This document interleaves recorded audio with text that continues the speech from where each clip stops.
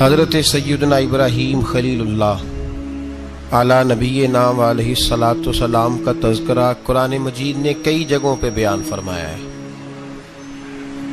نبی پاک صلی اللہ تعالی علیہ وسلم نے ارشاد فرمایا ہے کہ میں ملت ابراہیم پہ ہوں۔ حضرت ابراہیم علیہ الصلاۃ والسلام کے سیرت کو، سوانح کو، ان کی زندگی کے واقعات کو قرآن مجید نے متعدد مقامات پہ بیان کیا ہے۔ انبیاء کرام علیہم السلام 1,24,000 کم و بیش ہوئے، لیکن دین اسلام میں نبی پاک علیہ السلام کی امت میں جو مقام حضرت ابراہیم کا ہے وہ بس انہی کا ہے۔ ان کی زندگی ایک بڑی خوبصورت، بڑی منفرد اور مسلمانوں کے لیے بڑی اسوہ نور دینے والی زندگی ہے۔ نبی پاک صلی اللہ علیہ وسلم نے فرمایا میں اپنے باپ حضرت ابراہیم کی دعا بن کے دنیا میں آیا ہوں۔ اور پھر محبوب پاک سید عالم صلی اللہ تعالی علیہ وسلم نے اپنی امت میں بھی جناب ابراہیم کے طریقے کو جاری رکھا۔ صحابہ نے قربانی کے بارے میں حضور سے پوچھا ما ھذہ الاضحیہ، یا رسول اللہ صلی اللہ علیہ وسلم یہ قربانی کیا ہے؟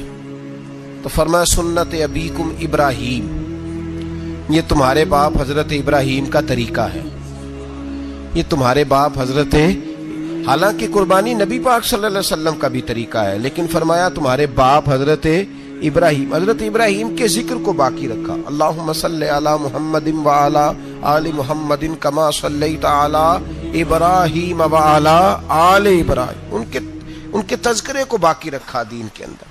حضرت ابراہیم بڑی امتیازی شان والے نبی ہیں، بڑی امتیازی شان والے۔ رب کریم کا وہ دوست جس نے کوئی چیز بچا کے نہیں رکھی، ہر شے ہی اپنے رب کی بارگاہ میں پیش کر دی۔ چند چیزوں سے انسان کو بڑا پیار ہوتا ہے، گھر اسے بڑا پیارا ہوتا ہے۔ وہ بڑا خوبصورت ہوٹل، 5 سٹار ہوٹل میں رہا، وہ اسلام آباد گیا، کسی سفر پہ گیا تو بڑے اعلیٰ قسم کے اس کو کھانے ملے، بڑی چیزیں ملی، لیکن کبھی دائیں کروٹ کبھی بائیں کروٹ۔ تو ساتھ بیڈ پہ دوست تھا تو اس نے کہا صاحب سو جاؤ، تو اس نے کہا یار جو مزہ اپنے گھر میں سونے کا ہے وہ کسی اور جگہ تھوڑی ہے۔ گھر بڑا پیارا ہوتا ہے، انسان لگاؤ ہوتا ہے، جس بے تکلفی سے، سکون سے، آرام سے انسان اپنے گھر میں وقت بتاتا ہے، کہیں اور مشکل ہو جاتا ہے۔ دوسرا، انسان کو اولاد بڑی پیاری ہوتی ہے، بڑی عجیب شے، نہ ہو تب بھی بڑا دکھ ہے، اور ہونے کے بعد بھی اس کی بڑی آزمائشیں، یہ بڑی ایک میٹھی چیز ہے۔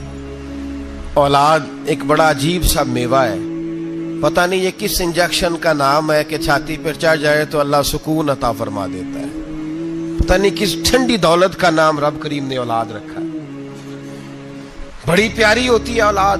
پھر تیسری چیز انسان کی اپنی جان ہے، اور یہ اتنی قیمتی شے ہے کہ اللہ کریم نے فرمایا کہ اگر تیری گردن پہ کوئی آدمی پستول رکھ کے، تلوار تیرے گلے پہ رکھ کے کہے نا کہ رب کا انکار کر دے ورنہ مار دوں گا، تو فرمایا وقتی طور پہ میری ذات کا انکار کر پر جان بچا جا۔ اگر تم مرنے کے قریب ہو گیا ہے اور حرام شے کھائے بغیر تو بچ نہیں سکتا، مر جائے گا، تو فرمایا چل تو اس طرح کر حرام کھا کے جان بچا، پر جان بچانا فرض ہے، ضروری ہے۔ وطن بڑا پیارا، اولاد بڑی پیاری، جان بڑی پیاری، پر حضرت ابراہیم سے رب کریم نے فرمایا چل ابراہیم کوئی چیز دے، تو کہا یا اللہ تینوں ہی تیرے نام پہ قربان کرتا ہوں، تیری ہوئی ساری، ہر شے تیری۔ حضرت ابراہیم نے دین کے لیے، آپ شہر بابل کے قریب پیدا ہوئے تھے، وہاں سے مصر آئے، مصر سے فلسطین آئے، اور فلسطین سے آ کر کے کعبہ آباد فرمایا۔ زندگی سفروں میں گزری، سفر ایک تکلیف والی چیز ہے، پر حضرت ابراہیم نے وطن چھوڑ دیا، گھر چھوڑ دیا۔ جان بڑی عزیز ہوتی ہے اصل میں نا، جب انسان جد و جہد کرتا ہے نا دین کے لیے تو اس کے رستے میں بڑی چیزیں آتی ہیں، کبھی اولاد، کبھی گھر، کبھی باہر، کبھی حکومتیں، کبھی سیاستیں، کبھی چدراہٹیں، اس کے راستے میں بڑا کچھ آتا ہے اور اسے ہر چیز کو فیس کرنا پڑتا ہے. گھر کے اندر بھی جنگ ہوتی ہے اور گھر کے باہر بھی لڑائی ہوتی ہے. یہ آسان ہے ہی نہیں. ہم تو خیر ہتھیار چھوڑ کے پھینکنے والے لوگ ہیں، ہم بھولے بھالے لوگ ہیں. ہم کہتے ہیں میں نے تو کہا تھا مہندی نہ کرو، پر بیٹے نہیں مانے، بھولے جو ہوئے. اسی طرح حالانکہ اگر وہ بیٹا کہے نا کہ ابا جی لاؤ زندگی میں سارا کچھ میرے نام کرو، تو پھر ہم بھولے نہیں ہوتے اور اس وقت ہم تیز ہوتے ہیں، کہتے ہیں یہ کیسے ہو سکتا ہے، ہاتھ کاٹ کے دے دوں. اس وقت نہیں. دین کے معاملے میں بھولے ہوتے ہیں. بیٹا بد مذہب کے پاس جا رہا ہے تو اس وقت ہم بھولے بھالے ہیں، کوئی عرض نہیں. لیکن اگر وہ اپنی پسند کی شادی کرے ہمیں کراس کر کے، پھر ساتھ ہی ہم تیز ہو جاتے ہیں. تو حضرت ابراہیم نے جب دین کے لیے نکلے تو جد و جہد کی، گھر کے اندر بھی گھر کے باہر بھی.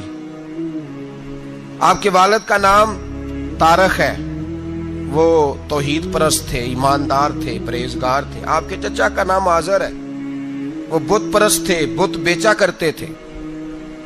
حضرت سیدنا ابراہیم علیہ السلام جب میدان عمل میں نکلے تو حضرت ابراہیم علیہ السلام نے اپنے گھر سے جہاد شروع کیا. لڑنا پڑا. گھر کے اصولوں سے، چچا نے جو رواج بنائے ہوئے تھے اس رواج سے ٹکرائے. فرمایا میں اپنے گھر کے اندر یہ بت پرستی نہیں ہونے دیں گا. چچا کو ایک دفعہ نہیں، بار بار 100 دفعہ سمجھایا. آپ کا چچا بت بنا کے بیچا کرتا تھا. حضرت ابراہیم علیہ السلام تھوڑے بڑے ہوئے تو کہنے لگا کہ چلو میرے ساتھ، تم بھی بت بیچنے ہیں، ہمارا کاروبار ہے. حضرت ابراہیم ساتھ نکلے تو بت پکڑا ہے. گندے پانی کے اندر اس بت کو ڈبوتے ہیں، کہتے ہیں کسی نے خریدنا ہے تو خرید لو، نہ یہ نفع دے سکتا ہے نہ نقصان دے سکتا ہے. جو اپنا آپ نہیں بچا سکتا تمہیں کیا بچائے گا، خریدنا ہے تو خرید لو. چچا کہنے لگا تو کاروبار چمکا رہا ہے کہ تباہ کر رہا ہے. گھر میں بڑے معاملات خراب ہوئے، جھگڑے ہوئے، لیکن حضرت ابراہیم علیہ السلام ایک منٹ کے لیے بھی اپنے گھر کے اندر بھی کمپرومائز کرنے کو تیار. یہ تھوڑا مشکل میں نے پہلو چھیڑ دیا ہے، یہ تھوڑا مشکل پہلو چھیڑ دیا ہے. بڑا سمجھدار آدمی ہے پر بیوی سے پردہ نہیں کرا سکتا. سیانا ہے، پنچایت کا بندہ ہے، جو اس سے آپ کہیں گے وہ بات یہ سنائے گا، لیکن کہتا ہے نہیں جی میں نے کوشش کر لی ہے. کس قسم کی کوشش ہے صاحب، یہ کیسے ہو گیا؟ حضرت ابراہیم علیہ السلام نے گھر کے اندر سے فرمایا نہیں کرنے دوں گا. گھر کے اندر بھی ٹکرائے. فرمایا تم جو بھی ہو، پاش پاش کیا چچا کے اصولوں کو. اور باہر جب نکلے تو صرف علاقے کے چیئرمین سے نہیں ٹکرائے، ایم پی ایم این اے وزیر مشیر سے نہیں ٹکرائے. سپر پاور نمرود دنیا کا واحد حکمران تھا اس وقت، دوسرا کوئی حکمران ہی نہیں تھا. اکیلے حکمران سے جا کر ٹکرائے. کوئی ساتھ فوج نہیں تھی، کوئی ساتھ ان کے طاقت بظاہر دنیا داری کی کوئی نہیں تھی، پر حضرت ابراہیم جا کے ٹکرائے. اور میرے رسول پاک صلی اللہ علیہ وسلم نے سند بیان کی. فرمایا افضل الجہاد کلمۃ الحق عند سلطان الجابر. فرمایا سب سے افضل جہاد یہ ہے کہ تو ظالم بادشاہ کے سامنے کھڑے ہو کے حق بات بیان کر دے. یہ سب سے بڑا جہاد ہے. یہ سب سے افضل الجہاد کلمۃ الحق عند سلطان الجابر، سب سے بڑا جہاد. حضرت ابراہیم کھڑے ہو گئے، سپر پاور سے ٹکرائے. یہاں ہم لوگ حکمتوں کا شکار ہیں، دیکھیں گے، کریں گے، سوچیں گے. اور مولوی صاحب کو ویسے کہتے ہیں آپ پرہیز کریں سیاسی باتوں سے. بھئی اللہ کے ہر نبی نے جا کے وقت کے ظالم حکمران کو لتاڑا ہے، للکارا ہے. یہ تو مشن انبیاء ہے. حضرت سیدنا ابراہیم علیہ السلام نے اس کو جا کے کہا کہ تو جھوٹ بولتا ہے، تو جھوٹا ہے، تو خدائی کا دعویٰ کرتا ہے، تو بہت بڑا ظالم ہے. اور قرآن مجید نے اس ساری بات کو بیان فرمایا. حضرت ابراہیم علیہ السلام سے کہنے لگا میں رب ہوں. تو آپ نے فرمایا میرا رب تو وہ ہے جو زندہ کرتا اور مارتا ہے. تو پھر آپ حق بات بیان کریں گے تو اللہ مارے گا کہ بندہ مارے گا؟ کچھ بھی نہیں ہوتا، کیونکہ زندگی موت کس کے ہاتھ میں ہے؟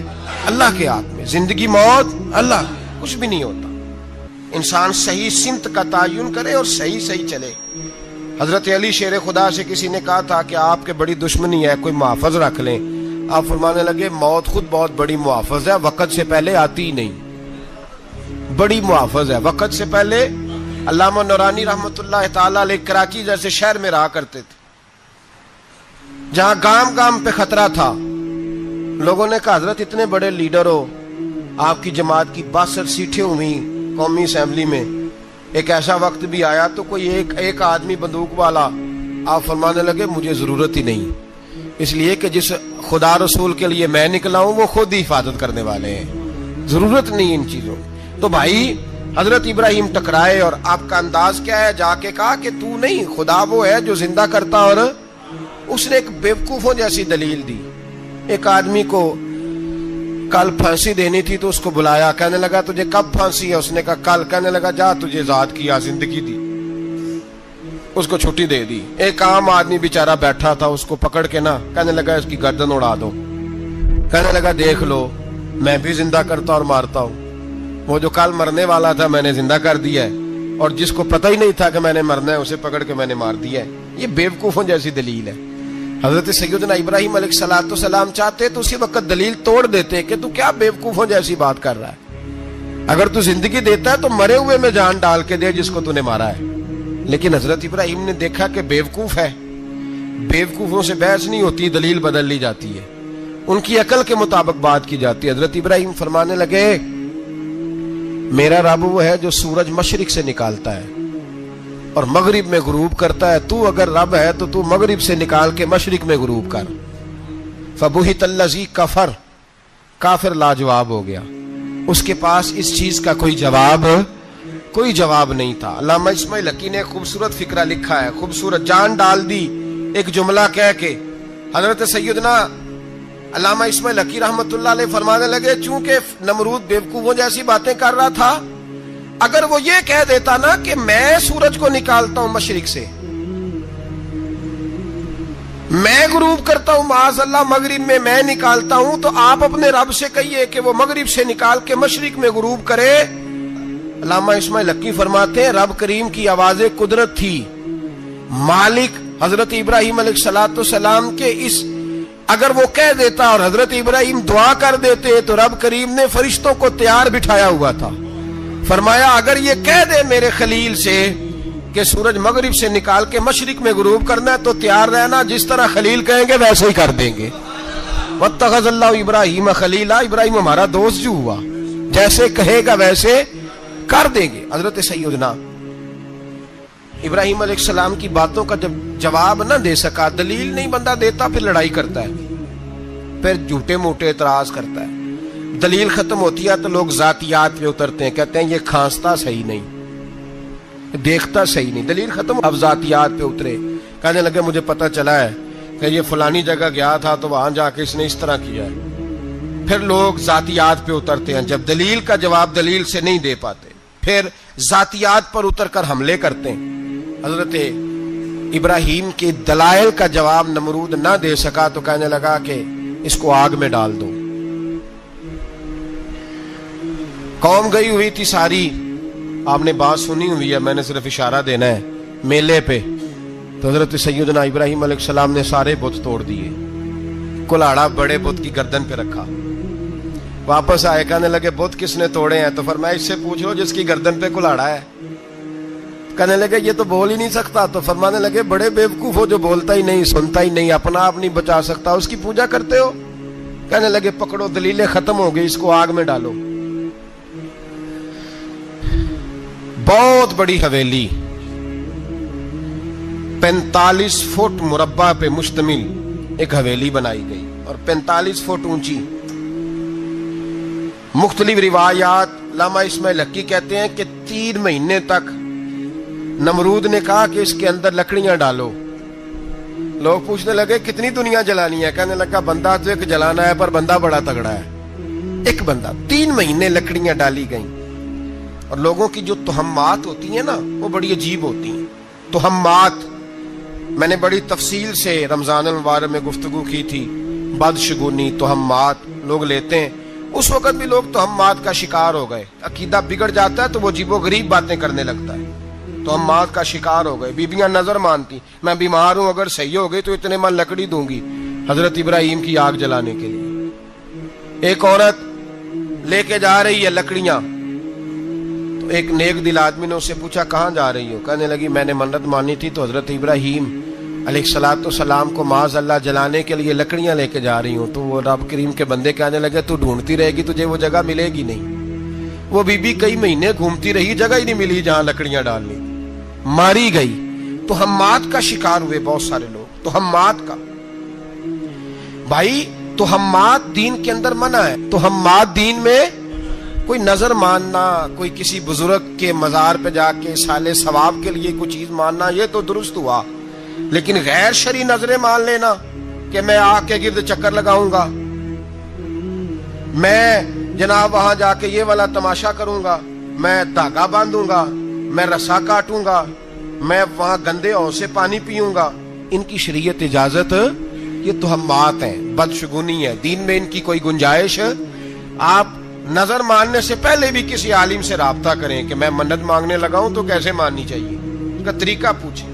ऐसे ही गलत चीज की मन्नत थोड़ी मान ली जाएगी।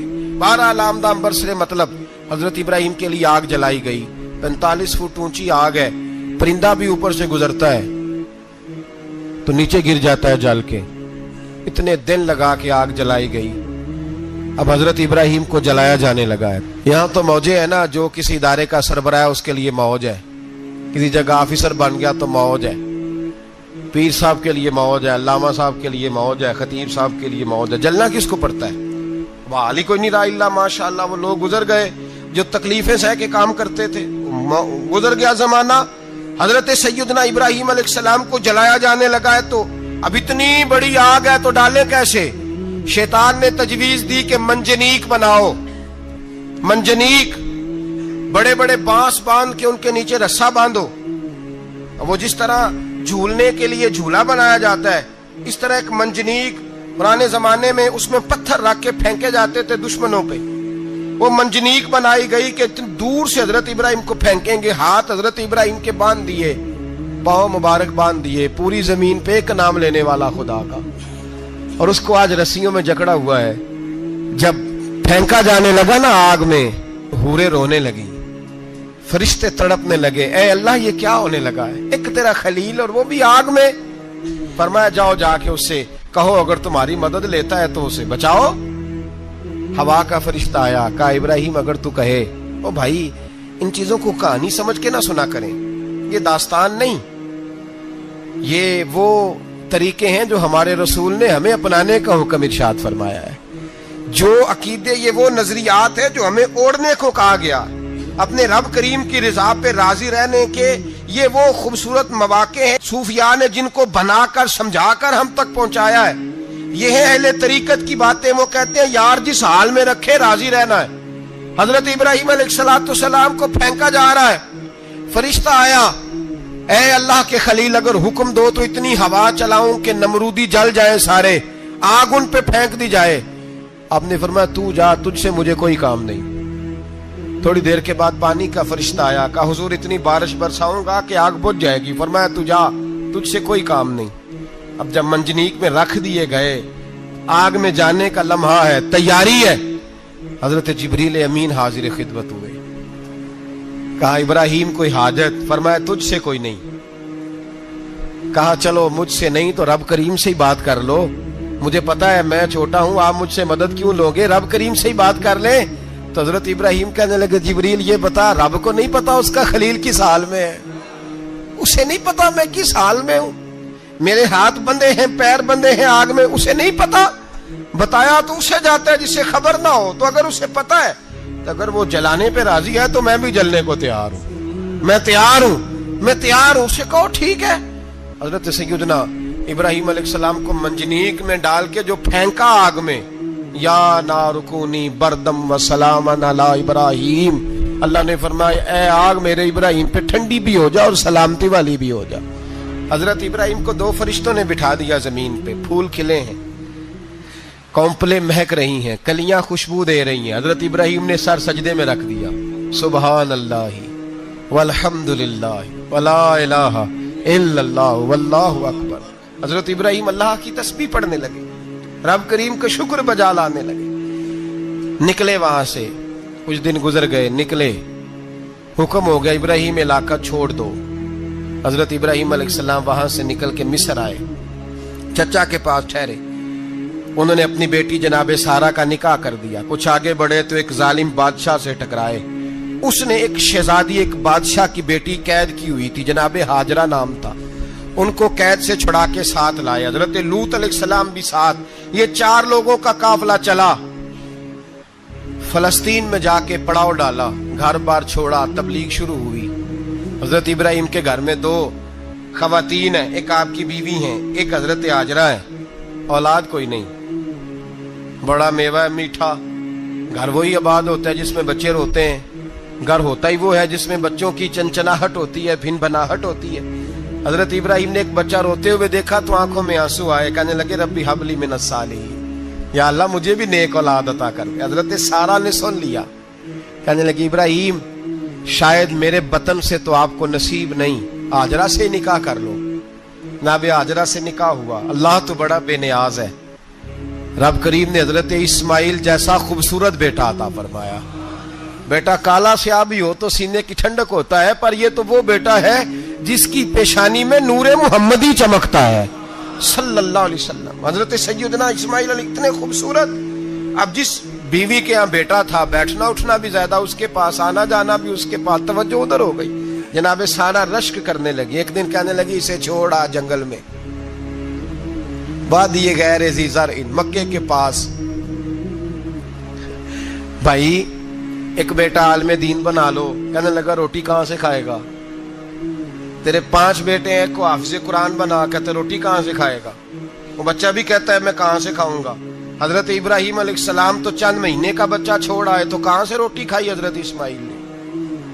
کہاں سے کھائی ان کی اماں نے روٹی؟ بھوکے مر جاتے ہیں یہ سارے. میں بڑی ذمہ داری سے کہا کرتا ہوں کہ جتنی خوبصورت روٹی اللہ کریم دین کے خادموں کو عطا کرتا ہے شاید کسی اور کے نصیب ہوتی ہو, لیکن ہم لوگ توجہ ہی نہیں کر رہے. ہمارا ذوق ہی نہیں بن رہا. ہم یہ محنت ہی نہیں کر رہے کہ قوم کو مستند علماء کی ضرورت ہے. علاقوں کے علاقے خالی ہیں, ادھر ہمارا مزاج ہی نہیں بن رہا, توجہ ہی نہیں دین کی خاطر. اور پھر چلے بچے تو بعد کی بات ہے نا, جو ابھی خود جوان ہے وہ بھی یہ دعا. ایک صاحب مجھے کہنے لگے میں دعا مانگ رہا ہوں اللہ مجھے بیٹا دے تو میں اسے دین پہ لگاؤں گا. تو میں نے کہا آپ بھی بوڑھے نہیں ہوئے, آپ خود ہی لگ جائیں. بیٹا تو ابھی آئے گا تو لگے گا نا. تو آپ تو اس وقت ہے تو آپ تو پہلے لگے نا صاحب. 2 گھنٹے تو نکال کے آئے, دین سیکھنے کو کافی ہے. آپ اتنی لمبی سوچ رہے ہیں کہ بچہ آئے گا تو بڑا ہوگا تو وہ جائے گا تو دیکھی جائے گی. ابھی تو آپ ہیں تو آپ تو آؤ. حضرت ابراہیم نے بچہ وہاں چھوڑا. یہاں سے جو عمرہ کرنے لوگ جاتے ہیں نا, جو حج کرنے جاتے ہیں, ان کو پتا ہے کہ وہاں دنیا کی ہر نعمت ملتی ہے, پھر بھی ڈبل ٹرپل پیسے لوگ جیبوں میں ڈال کے جاتے ہیں. حضرت ابراہیم جب وہاں لے کے گئے تو کوئی انسان نہیں تھا, پانی کا قطرہ نہیں تھا. 2 کلو کھجوریں, ایک مشکیزہ. بیوی کو تھمایا.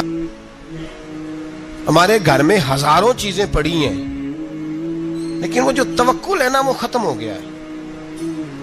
اللہ دے گا, حلال حلال پہ قناعت کرے, جائز جائز پہ بھروسہ کرے, رب کریم عطا کرنے والا ہے. وہ مزاج ختم ہو گیا. حضرت سیدنا ابراہیم علیہ السلام 2 کلو کھجوریں, ایک مشکیزہ پانی کا دے کر کے, اور وہاں بٹھایا آپ نے اپنے بچے کو اور اپنی زوجہ جناب ہاجرہ کو, اور بٹھا کر کے یہ واپس پلٹنے لگے. تو حضرت ہاجرہ سلام اللہ علیہ نے آواز دی, کہا ابراہیم کس کے سہارے پہ چھوڑ کے جا رہے ہیں؟ جہاں آب زمزم کا کنواں ہے نا, جو لوگ گئے ہیں انہوں نے صفا مروہ کی صحیح کی ہے, صفا مروہ سے باہر نکلے نا, سرکار کی ولادت کا مقام ہے, اس جگہ پہ آب زمزم کا کنواں تھا. وہاں حضرت سیدنا ہاجرہ کو بٹھایا. کوئی چیز نہیں, کوئی درخت نہیں, کوئی کھیت نہیں, کوئی پانی نہیں, کوئی کنواں نہیں. وہاں بٹھایا اور بٹھا کر کے نکلنے لگے تو جناب ہاجرہ فرمانے لگی ابراہیم کس کے سہارے پہ چھوڑ کے جا رہے ہو؟ کہنے لگے اللہ کے سہارے پہ. تو پاک باز بی بی نے ایک لفظ پوچھا, کہا ابراہیم یہ میرے رب کا حکم ہے, یہ میرے, بس جن کا عقیدہ توحید مضبوط ہو ان کے لیے ایک جملہ کافی ہوتا ہے, یہ میرے اللہ کا حکم ہے. تو جناب ابراہیم علیہ السلام فرمانے لگے ہاجرہ ہاں رب کا حکم ہے. جب یہ لفظ کہے تو چاہیے تھا نا حضرت ابراہیم تسلی دیتے, تو بی بی صاحبہ تسلی دینے لگی. عرض کرنے لگی ابراہیم اگر اللہ کا حکم ہے تو پھر آپ ہماری فکر نہ کرنا, اگر یہ رب کا حکم ہے تو پھر ہماری فکر نہ کرنا. جس رب نے ہمیں یہاں تک پہنچایا ہے وہ ہمیں کبھی بھی ضائع نہیں فرمائے گا. پھر فکر نہ کرنا. حضرت ابراہیم آ گئے, بات آپ نے سنی ہوئی ہے, اشارہ کرنا مقصود ہے. 13 سال میں چلے مان بھی لیا جائے بعض روایات کی روشنی میں کہ آتے جاتے بھی رہے, لیکن مکمل دیکھ بھال اپنے بچے کی پرورش میں پورا حضرت ابراہیم علیہ السلام کا کردار, سارا کردار ماں کا تھا. میں جب خواتین کے بارے میں کوئی بات کرتا ہوں تو میں آپ کو اکثر کہتا ہوں کہ یہ صرف بیوی کے لیے حکم نہیں ہوتا, یہ ٹریننگ بیٹی کو دینی ہے اور بہن کو دینی ہے. یہ تربیت کریں اپنے گھر میں. میں تجربے کی روشنی میں یہ بات عرض کیا کرتا ہوں کہ بھائی بچے باپ کے فرما بردار اس وقت ہوتے ہیں جب اماں انہیں باپ کا فرما بردار کرتی ہے, اور بچے باپ کے نافرمان بھی تب ہوتے ہیں جب اماں انہیں باپ کا. میں نے اپنے کانوں سے سنا ایک دفعہ ایک بچہ اپنے باپ سے کہہ رہا ہے آپ نے تو ساری زندگی باہر گزار دی, پیسے کمانا کون سا مشکل کام ہے, دکھ سکھ تو سارے اماں نے برداشت کیے, سکولوں میں وہ جاتی تھی, فلانا کام وہ کرتی تھی, فلانا کام. اب یہ سوچ اس کی ذاتی تو نہیں, یہ اس کو دی گئی ہے. اور اگر اس کو یہ سوچ دے دی جائے کہ اماں کہے کہ میں تو اپنوں میں رہی ساری زندگی, میں نے تو اپنوں میں وقت گزارا, اور تیرا باپ تو کئی دفعہ جنازے بھی نہیں پڑھ سکا, نے تو ماں باپ ایسے دفن کر دیے, وہ اگر یہ سوچ فراہم کرے تو پھر بچہ باپ کا فرما بردار ہوتا ہے. اور یہ والی روایتیں ہم بیوی کو سناتے ہیں, حالانکہ کس کو سنانی چاہیے بولیے؟ بہن اور بیٹی کو. بہن اور بیٹی کو سنائیں یہ باتیں, ان کو سمجھائیں تاکہ آگے جا کے وہ جو گھر ترتیب دے وہ گھر بڑا عمدہ اور نکھرا ہوا ہو. حضرت سیدنا ابراہیم 13 سال کے بعد آئے, چونکہ گھر میں اللہ تبارک و تعالیٰ کی دوستی کا چرچا تھا, اللہ تبارک و تعالیٰ کی محبوبیت کا غلبہ تھا. 13 سال کے بعد فلما بالغ معہ سعیا, بیٹا جب اتنا بڑا ہوا کہ سال چلنے لگا تو حضرت ابراہیم نے اپنے بیٹے کو بلا کے کہا بیٹا مجھے خواب آئی ہے, میں تجھے ذبح کر رہا ہوں, تیری کیا رضا ہے؟ تو حضرت اسماعیل کہنے لگے یا ابت افعل ما تؤمر, ابا جی اللہ جیسے حکم دیتا ہے میرے ساتھ ویسے ہی کریں, جیسے اللہ حکم دیتا ہے ویسے ہی بولیے ویسے ہی کریں. حضرت حاجرہ کو کہا کہ ایک دوست نے دعوت کی ہے تو وہاں جا رہے ہیں, بی بی مطمئن ہے, تفصیلات کی ضرورت نہیں, ختم بات, اعتبار ہے, مطمئن ہو گئی. شیطان پیچھے سے آیا اماں کے پاس, ذرا تھوڑی دیر کے لیے تصور جمائیے, یہاں تو پڑوسن آ کے کوئی بات بتا دیتی ہے خاوند کے بارے میں تو کئی مہینے جھگڑا جاری رہتا ہے, پڑوسن محلے دار. شیطان نے آ کے بتایا لفظ کیا ہے, کہا حضرہ تمہیں پتا ہے کہاں جا رہے, کہا دوست کی دعوت میں. تو کہنے لگے دوست کون ہے؟ رب کریم, اور ابراہیم کا خیال ہے کہ اس رب نے مجھے حکم دیا ہے کہ میں ذبح کروں. تو حضرت حاجرہ کہنے لگی کبھی باپ بھی بیٹے ذبح کرتے ہیں؟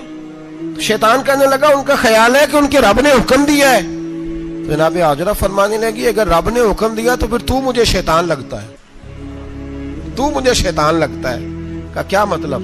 فرمانے لگی اگر رب کریم کا حکم ہے تو میرے پاس ایک اسماعیل ہے, اگر 1000 بھی ہوتے میں سارے اللہ کے راستے میں پیش کر دے دیتی. مالک کا ہی تو ہے سارا کچھ, اسی کا ہے, اس میں لیت اللہ کی کیا گنجائش. حضرت سیدنا ابراہیم علیہ السلام نے بیٹے کے حلق پہ چھری رکھ بھی دی اور چھری چلا بھی دی, رکھ بھی دی, اور وہ تو اللہ کریم نے فرمایا یا ابراہیم قد صدقت الرؤیا, ابراہیم تو نے خواب سچا کر دکھایا, وہ قیامت تک تیرا نام رہے گا.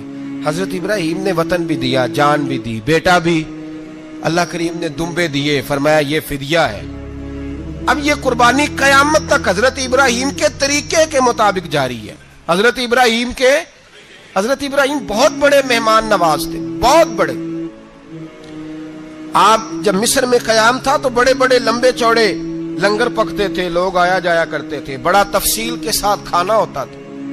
مہمان نوازی آپ کی خاص صفت مبارکہ ہے.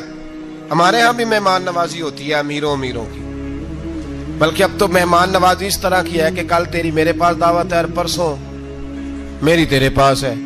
وہی امیروں میں وہ چکر رہتا ہے, پارٹیاں دوست ایک دوسرے کو ڈالتے ہیں, تیری طرف پارٹی تیری طرف, اور اسی انداز میں اب یہ عید آئے گی نا ٹکا پارٹیاں ہوں گی جگہ جگہ, اور لوگ سوال پوچھنے لگے ابھی سے, کہتے ہیں قربانی کا کتنا گوشت گھر رکھنا جائز ہے, قربانی کا کتنا گوشت گھر رکھنا جائز ہے؟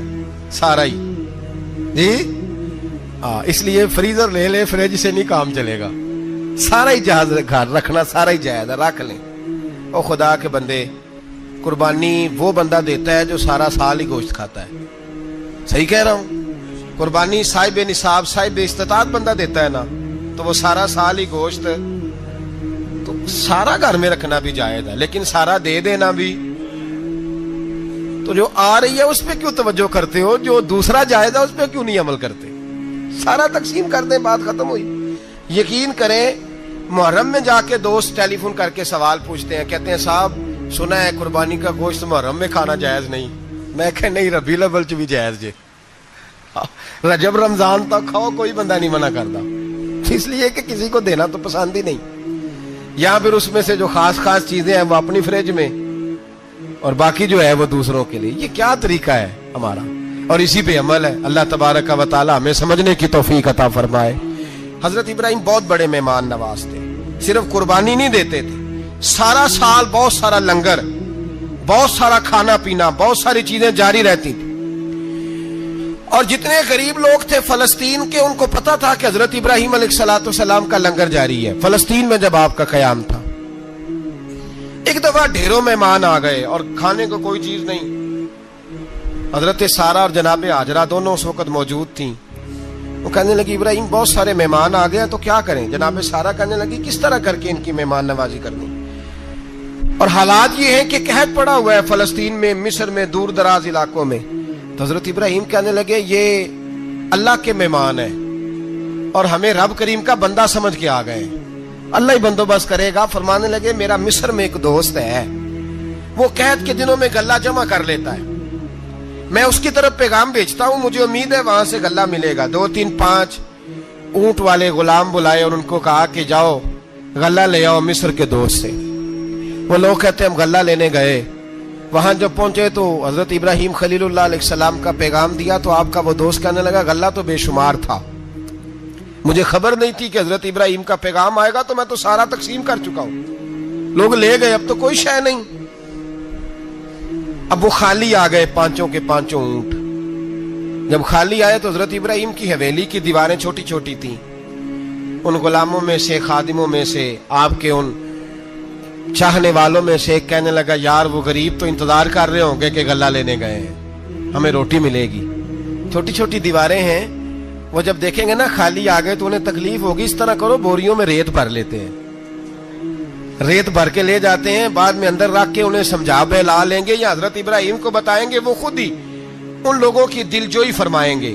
اب غلہ کی جگہ ریت بھر کے اونٹوں پہ رکھ کے لائی گئی، لا کے بوریاں جب رکھ دی گئیں، حضرت ابراہیم علیہ السلام دوپہر کے وقت آرام فرما رہے تھے، بی بی سارہ اٹھی، کہتی ہیں جب میں نے دیکھا نا کہ بوریاں پہنچ گئی ہیں تو گئی، غلام کو ساتھ لیا اور اس کو جب کھولا نا تو کہتی اتنی حسین گندم میں نے پہلے کبھی دیکھی نہیں تھی، اتنا پیارا دانا میں نے کبھی ملاحظہ ہی نہیں کیا تھا۔ فرماتی ہیں جب اس کو پیس کر چکی میں روٹیاں پکائیں تو خوشبو دور دور تک پھیل گئی، اعلیٰ غذا بنی، بڑے بڑے کھانے بیبیوں نے مل کے پکائے، چن دیے گئے۔ حضرت ابراہیم اٹھے تو لوگ کھانا کھا رہے ہیں، سجدہ شکر ادا کیا، اور جب سجدے میں گئے تو وحی آنے لگی، پھر رونے لگے۔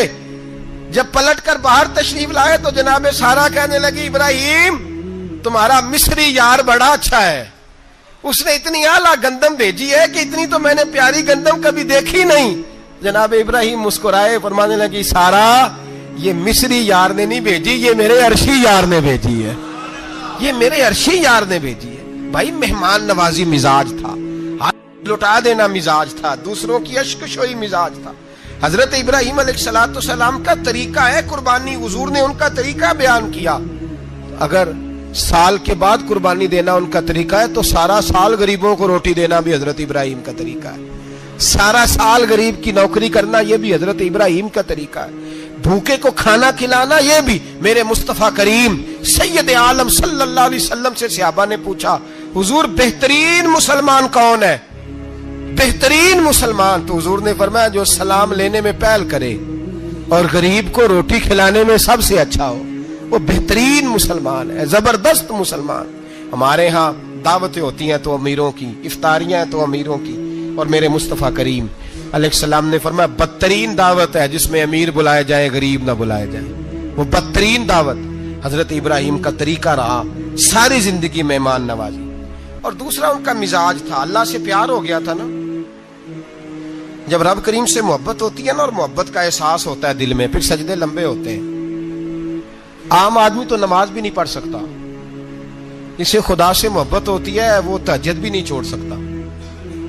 وہ یہ محبت کی بات ہے نا, جس کو پیار ہوتا ہے اس کی تہجد بھی ہے, اس کی اشراق بھی ہے, چاشت بھی ہے, اس کے عمرے بھی ہیں, اس کے حج بھی ہیں, اس کے بار بار کعبۃ اللہ کے دیدار بھی ہیں. یہ محبت الہی ہے, جوش مارتی ہے.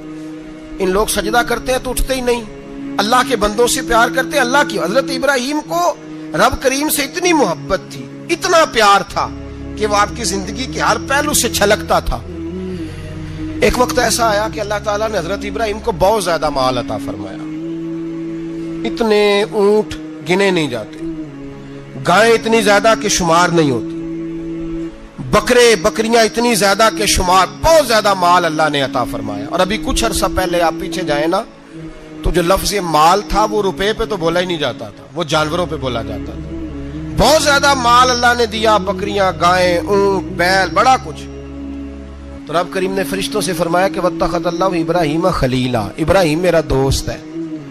تو فرشتے کہنے لگے یا اللہ جسے اتنا کچھ دیا جائے اس نے دوست تو بننا ہی ہوتا ہے, تو نوازا ہی پڑا ہے, اتنا مال, اتنے کھیت کھلیان, اتنا کچھ. اللہ کریم نے فرمایا جاؤ آزمائش کر لو, امتحان لے لو. فرشتہ امتحان لینے پہنچ گیا. حضرت ابراہیم کے جانور چر رہے ہیں چراگاہ میں, حضرت ابراہیم بھی ہیں, غلام بھی ہیں, بہت بڑا ریوڑ ہے. آپ تشریف فرمائیں. ایک فرشتہ آیا تو کھیت میں چھپ کے بیٹھ گیا اور بلند آواز سے کہنے لگا سبحان اللہ والحمد للہ ولا الہ الا اللہ واللہ. یہ تسبیح بڑی پسند ہے, محبوب نے ان کی فضیلت بیان کی. اب وہ حضرت سیدنا ابراہیم علیہ السلام کھڑے تھے تو وہ کھیت میں بیٹھ کے تسبیح پڑھنے لگا سبحان اللہ والحمد للہ ولا الہ الا اللہ. حضرت ابراہیم کہنے لگے یہ میرے رب کا نام کون لے رہا ہے, بڑی اس کی میٹھی آواز ہے, بڑی کون ہے. ڈھونڈنے لگے, گھومتے گھومتے اس کے پاس چلے گئے, فرشتہ انسانی شکل میں. تو میرے رب کا ذکر کر رہا تھا؟ اس نے کہا میں ہی کر رہا تھا. فرمانے لگے یار ایک دفعہ پھر نہیں کرتا. تو کہنے لگا ابراہیم پہلے تو میں اپنی مرضی سے کر رہا تھا, تو کہتا ہے تو پیسے لگیں گے, پیسے ہیں تو کر دیتا ہوں. حضرت ابراہیم کہنے لگے بول تو کیا لے گا, میرے اللہ کا ذکر سنانے کا کیا لے گا.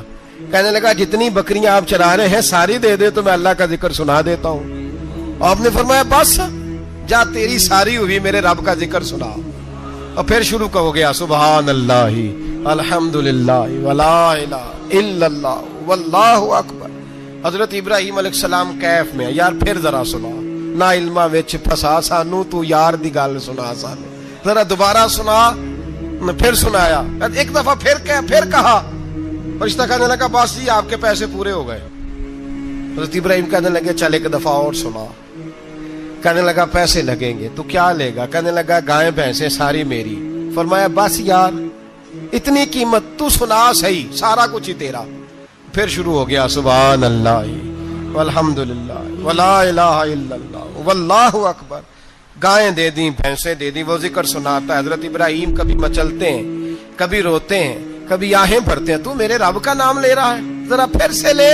کیف جاری ہے. کہنے لگا بس بھائی. حضرت ابراہیم فرمانے لگے تو اور لے لے جو لینا ہے, مجھے ذکر سنا. اس نے کہا ابراہیم بکریاں میں لے چکا, گائے بھینسیں میں لے چکا, اونٹ رہ گئے, سارے لے لوں گا پھر ذکر سناؤں گا. فرمایا جا تیرا ہوا تو ذکر سناتا رہ, میں دیتا ہوں. دے دیا, کچھ دیر ذکر کیا تو اب خاموش ہو گیا. حضرت ابراہیم خلیل اللہ علیہ السلام فرمانے لگے ذکر سنا. کہنے لگا ابراہیم اب تیرے پاس دینے کو کیا ہے, ہر چیز تو میں لے چکا. آپ فرمانے لگے یہ گائے بھینسیں بکریاں چرانے کے لیے تجھے کوئی نوکر ملازم بھی تو چاہیے نا.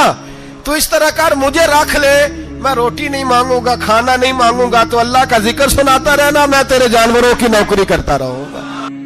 حضرت ابراہیم علیہ السلام نے جب یہ کہا نا, فرشتے کی آنکھوں میں آنسو آ گئے. تر دامنی پہ شیخ ہماری نہ جائیے, ہم دامن نچوڑ دیں تو فرشتے وضو کریں. فرشتہ رو پڑا اور کہنے لگا ابراہیم مجھے سینے سے لگاؤ, آپ واقعی اس قابل ہے کہ اللہ آپ کو اپنا دوست بنائے, واقعی اس قابل ہے کہ رب آپ کو اپنا. حضرت ابراہیم علیہ السلام کا خدا سے محبت کرنے کا نرالا انداز. اور میرے بھائی یہی محبت انہیں میرے مصطفیٰ سے بھی تھی۔ ایک نبی گھر بنا رہا ہے، دوسرا بنوا رہا ہے۔ حضرت اسماعیل علیہ السلام پتھر اٹھا اٹھا کے لا رہے ہیں، جناب ابراہیم بنا رہے ہیں۔ جب خانہ کعبہ بن گیا تو کہنے لگے ربنا وابعث فیہم رسولا، اے اللہ اب اسے بسانے کے لیے اپنا آخری رسول بھی عطا فرما۔ نبی پاک فرماتے ہیں میں دعا ہوں حضرت ابراہیم کی۔ یہ قربانی حضرت ابراہیم کا طریقہ ہے۔ حضور نے اگرچہ نبی پاک کی اپنی سنت تھی، یہ بھی کہہ سکتے تھے سنتی و سنت ابیکم ابراہیم، میری سنت ہے اور تمہارے باپ ابراہیم کی سنت ہے، یہ نہیں فرمایا۔ جب صحابہ نے کہا قربانی کیا ہے، فرمایا سنت ابیکم ابراہیم، یہ تمہارے باپ ابراہیم کی سنت ہے۔ ہر صاحب نصاب پر قربانی واجب ہے۔ جو زکوٰۃ کا نصاب رکھتا ہو اس پر قربانی واجب ہے، یعنی ضروریات سے زیادہ اتنے پیسے جتنے پیسوں سے زکوٰۃ فرض ہوتی ہے، اتنے پیسے جس آدمی کے پاس قربانی سے پہلے پہلے آ جائیں اس آدمی پر قربانی کرنا واجب ہے۔ بکرا، چھترا، دمبا 1 سال کا یا دمبا 6 مہینے کا ہو پر اتنا بڑا محسوس ہوتا ہو کہ لگے کہ 1 سال کا ہے، اس کی قربانی ہو سکتی ہے۔ جانور میں کوئی عیب نہیں ہونا چاہیے، اتنا کمزور نہ ہو کہ ذبح جہاں اسے کرنا ہے وہاں وہ چل کے جا نہ سکے، اتنا کمزور جانور نہ ہو، اس کے اندر بظاہر کوئی اتنا بڑا نقص نہ پایا جاتا ہو، کانا نہ ہو، لنگڑا نہ ہو، کوئی اس کی ہاتھ نہ کٹے ہوئے ہوں، ایسا نقص جو واضح ہو۔ بکرا 1 سال کا، گائیں اور بھینس یہ 2 سال کی، اونٹ 5 سال کا۔ اب اس میں یہ ہے کہ ہمارے بہت سارے دوست چونکہ ہم دیہاتی لوگ ہیں تو پوچھتے ہیں کہ دوندا نہیں ہے تو چوگا نہیں ہے، تو یہ ہماری پنجابی کی اصطلاحات ہیں، پنجابی کی۔ شریعت اسلامیہ نے سال بتائے ہیں، یہ تو ہم نے اپنی آسانی کے لیے، یا دیہاتوں میں جو ماحول تھا اس طرح کا جانور لیں، خوبصورت جانور لیں۔ جو نصاب ہے وہ بھی میں نے آپ کو بتایا، لیکن ایک اور پہلو بھی ہے۔ نبی پاک صلی اللہ علیہ وسلم پہ زکوٰۃ کبھی فرض نہیں ہوئی، کبھی حضور پہ زکوٰۃ فرض نہیں ہوئی۔ نبی پاک صلی اللہ علیہ وسلم کے پاس اتنا سرمایہ کبھی اکٹھا ہوا ہی نہیں کہ زکوٰۃ فرض ہو، لیکن نبی پاک کے صحابہ فرماتے ہیں کہ مدینے کے 10 سالوں میں اللہ کے رسول نے ہر سال قربانی فرمائی ہے، ہر سال قربانی دی۔ اور جس سال حضور حج کرنے گئے اس سال اللہ کے نبی نے 63 اونٹ ذبح فرمائے، اور حضور صلی اللہ علیہ وسلم جب اونٹ ذبح کرنے لگتے نا تو صحابہ کہتے ہیں اونٹ خود دوڑ کے حضور کے سامنے آ کے لیٹ جاتا، اور نبی پاک اسے ذبح کرتے اور فرماتے ہیں ایک دوسرے کو دھکے دیتے اونٹ کے، پہلے میں نے جانا ہے ذبح ہونے کے لیے، پہلے میں نے، انہیں پتا تھا کہ جو مصطفیٰ کے ہاتھوں ذبح ہوگا وہ تو دائمی زندگی پا جائے گا، یہاں بھی وہاں بھی زندہ۔ 63 اونٹ ذبح کیے۔ ایک اونٹ میں کتنی قربانیاں ہوتی ہیں؟ 7۔ اب 63 کو 7 سے ضرب دو گے تو کتنی بنے گی؟ اور پھر نبی پاک صلی اللہ علیہ وسلم نے 10 سال مدینہ منورہ میں قربانی دی، ہر سال۔ اب وہ 63 اونٹ، ایک اونٹ میں 7 قربانیاں، ہر سال یہاں قربانی۔ اور مولا علی شیر خدا فرماتے ہیں نبی پاک 2 قربانیاں دیتے۔ میں نے کہا حضور 2 جانور ذبح کر رہے ہیں آپ، تو حضور نے فرمایا ایک میری طرف سے، ایک میری امت کی طرف سے، غریبوں کی طرف سے۔ اور حضرت علی کو حضور نے وصیت فرمائی تو 2 دیا کرے گا۔ یا رسول اللہ صلی اللہ علیہ وسلم میں غلام ہوں، خادم ہوں۔ حضور نے فرمایا علی ایک تو نے اپنی دینی ہے، ایک میری طرف سے دینی ہے۔ 2 قربانیاں۔ مولا علی نے بھی ساری زندگی 2 قربانیاں دی۔ حضرت علی بھی مال کے نصاب نہیں تھے، اپنا مکان ہی نہیں تھا، کوئی کاروبار نہیں تھا، کئی دن فاقے رہتے تھے، پر قربانیاں کتنی دیتے تھے؟ 2۔ ہمارے پاس ویسے اگر سسرال میں، میکے میں، کزنوں میں کچھ شادی ہو جائے تو 50-60 ہزار کا خرچہ برابر ہے، وہ پکا ہے۔ اور قربانی کی باری غریب ہو گئے، سارے غریب ہو گئے، کہتے نہیں یہاں مشکل ہے۔ او خدا کے بندے، اللہ کے ساتھ تجارت کر، اس کے رستے میں 1 دے گا، رب تجھے 70 گنا اضافہ کے ساتھ عطا فرمائے گا۔ قربانی مال کے نصاب پہ ہے۔ کوشش کیا کریں کہ اللہ کے رستے میں جب دینا ہو پھر لیت اللہ سے بچیں، خوبصورت جانور لائیں۔ جن کو اللہ نے توفیق دی ہے ان کے لیے نصیحت ہے، جن کو اللہ نے توفیق دی۔ میں نے اپنے حضرت صاحب کو دیکھا ہے، وہ کہتے تھے کئی جانور اللہ نے بڑا نوازا ہے، کہتے ایک میرا ہے، ایک میرے ماں کا، ایک میرے باپ کا ہے، ایک میرے فلاں استاد صاحب کا، ایک میرے پیر صاحب کا ہے۔ یہ جانور غوث اعظم جیلانی کا نام کا دے رہا ہوں۔ اور پھر ایک بڑا خوبصورت جانور بندھا ہوتا اور حضرت خود ان کو چارہ ڈال رہے ہوتے، تو حضور یہ کیا ہے؟ فرمانے لگے یہ میں رسول اللہ کے نام پہ قربان کروں گا، یہ نبی پاک کے نام پر قربان کیا جائے گا۔ جن کو اللہ نے حیثیت دی ہے، وہ کوشش کریں اپنے محبوب کی طرف سے بھی قربانی کریں، نبی پاک کے نام کی قربانی دے، خوبصورت سا جانور پیارا، پھر اس کی خدمت ہو، پھر اس کی قربانی دی جائے، اور نبی پاک کے نام پر قربانی دی جائے۔ حضور نے خود وصیت فرمائی حضرت ابو بکر صدیق کو، قربانی بڑا حسین عمل ہے، اور میرے نبی پاک صلی اللہ علیہ وسلم نے ناراضگی بھی فرمائی، ذرا خوگر حمد سے تھوڑا سا گلا بھی سن لے۔ میرے حبیب نے فرمایا جو طاقت کے باوجود قربانی نہ کرے وہ ہماری عیدگاہ میں عید کی نماز پڑھنے نہ آئے، وہ نہ آئے۔ اور یا رسول اللہ جو کرے گا، فرمایا قربانی کے جانور کا خون کا قطرہ بعد میں زمین پہ گرے گا، اللہ اس کے سارے گناہ پہلے معاف فرما دے گا، اللہ اس کے سارے گناہوں کو بخشے گا۔ قربانی کریں، خوبصورت انداز میں کریں، اللہ کی رضا کے لیے۔ بزرگوں نے لکھا ہے 3 حصے کرو گوشت کے، ایک گھر میں رکھو، ایک رشتہ داروں میں بانٹو، پڑوسیوں میں بانٹو، اور تیسرا فقط غریبوں کو دو۔ لیکن میں اکثر یہ سوچتا ہوں کہ ہمارے ہاں قربانی کرتا ہی وہ ہے جن کے گھر میں ہر جمعرات کو چھوٹا گوشت پکتا ہے، اور جن کے گھر میں ہفتے میں 3 دفعہ مرغی کا گوشت پکتا ہے، وہی تو قربانی دینے کے قابل ہوتے ہیں۔ تو وہ بھی اگر قربانی کے بکرے میں سے بھی تیسرا رکھنا چاہیں تو اجازت تو ہے، میں نے کہا سارا رکھنے کی بھی اجازت ہے، لیکن اگر آپ مہربانی کریں، کوشش کریں کہ یار ہم تو سارا سال ہی کھاتے ہیں، اور ہمارے ہاں جو گوشت تقسیم ہوتا ہے نا وہ بھی باری لگی ہوئی ہے، ادھر سے پلیٹ آئی تھی گوشت کی تو ادھر سے بھر کے چلی گئی، بھئی اس نے کی ہے، اس کو بار بار گوشت دینے کا کیا مطلب ہے؟ آپ یہ دیکھیں عزیزوں میں، رشتہ داروں میں، اور میں اگر تھوڑا سا آپ کی توجہ کرانے میں کامیاب ہو جاؤں تو سفید پوش لوگوں کو دیکھیں، کچھ سفید پوش ہیں، سفید پوش جن کے اوپر قرضے ہیں، بیماریوں نے جکڑ لیا ہے، گھر میں بڑے بڑے سخت مریض آ گئے ہیں، سفید پوش پہلے دیا کرتے تھے۔ آپ ان سے پوچھتے ہیں صاحب قربانی، تو بات کو ٹالتے ہیں، وہ کہتے ہیں سوچ رہا ہوں کوئی حصہ ڈال جائے، پردہ پوشی کرتے ہیں، کہتے ہیں کہیں حصہ رکھا ہوا ہے، پردہ پوش۔ اکثر وہ لوگ قربانی نہیں دے پاتے، اکثر دیا کرتے تھے اب نہیں دے پا رہے، کیوں؟ اس لیے کہ مشکلات ایسی آ گئیں۔ ان لوگوں کا خیال کریں، ان کے گھروں تک گوشت پہنچا کے آئیں، ان پر توجہ کریں۔ وہ سفید پوش آدمی کبھی ذکر نہیں کرے گا، کچھ تو ایسے ہیں جو خود پہنچ جاتے ہیں کہ ہمیں گوشت دیا جائے، لیکن کچھ سفید پوش ہیں لا یسألون الناس الحافا، اللہ فرماتے ہیں کچھ لوگ لپٹ لپٹ کے سوال نہیں کرتے، سفید پوشی کا بھرم رکھتے ہیں، کا مزاج نہیں۔ ان کی طرف دیکھیں، اپنے رشتہ داروں کو دیکھیں، خاص کر ان رشتہ داروں کو دیکھیں جن کا آپ کو پتہ ہے کہ غریب ہیں، مجبور ہیں، ان کے گھروں میں گوشت بھیجیں۔ غریب بیٹیوں، غریب بہنوں کا خیال کریں، اس طرف متوجہ ہوں، ان کے ساتھ اس نے سلوک کریں، اس